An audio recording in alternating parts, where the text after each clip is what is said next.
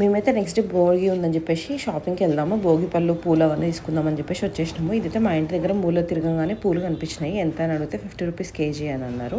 సర్లే ఇంకా వెళ్దాం మార్కెట్కి, అక్కడ ఎట్లయినా కూరగాయలు తీసుకోవడానికి వెళ్ళాలి కదా, రిటర్న్లో చూద్దాంలే అని అనుకున్నాము. ఇక్కడ ఈ పూలు అడిగితే పావు కేజీ 50 రూపీస్ అనిందామా.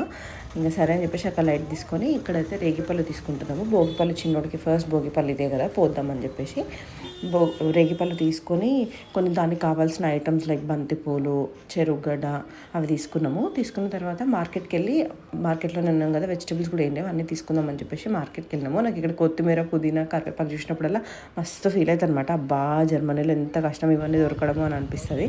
అక్కడైతే కొన్ని వెజిటబుల్స్ తీసుకొని మళ్ళీ రిటర్న్లో అక్కడికి వెళ్ళి పూలు తీసుకొని వచ్చినాము. అండ్ భోగిపళ్ళు పోవడానికి పాలకాయలు చేయాలి. సో పాలకాయలు చేస్తుంది ఇక్కడ మా మమ్మీ. అక్కడ లెటర్స్ కూడా ట్రై చేసింది, DHRUV UG అని చెప్పి. దాని తర్వాత అయితే మమ్మీ పాలకాయలు కాలుస్తుంటే నేను క్విక్గా బంతిపూలు కూర్చుదాము డోర్స్కి పెట్టడానికి అని చెప్పేసి అయితే బంతిపూలు కూర్చి రెడీగా పెట్టుకుంటున్నాను నెక్స్ట్ డే మార్నింగ్ కోసము.